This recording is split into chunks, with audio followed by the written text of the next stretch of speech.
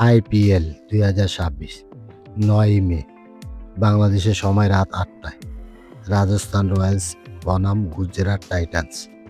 52তম ম্যাচটি অনুষ্ঠিত হবে সওয়াই মানসিং স্টেডিয়াম, জয়পুর।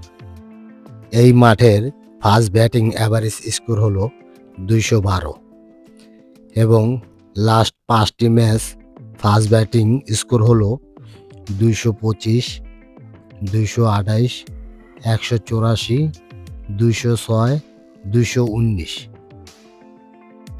এই মাঠের সেকেন্ড ব্যাটিং অ্যাভারেজ স্কোর হল 211 এবং লাস্ট 5টি ম্যাচ সেকেন্ড ব্যাটিং স্কোর হল 226, 229, 187, 208, 209।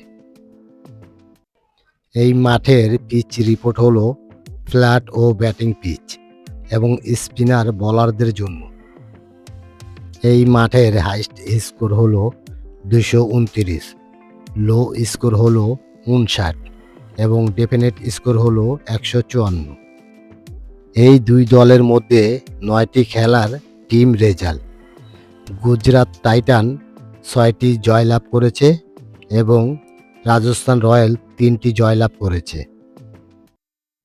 এই মাঠে যেই দল টসে জিতবে সেই দল বল করার সিদ্ধান্ত নেবে।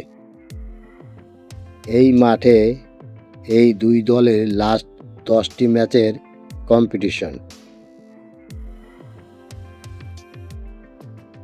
এই দুই দলের পয়েন্ট টেবিল: রাজস্থান রয়্যাল 10টি ম্যাচ খেলে 6টি জয়লাভ করেছে এবং 4টি পরাজিত হয়েছে।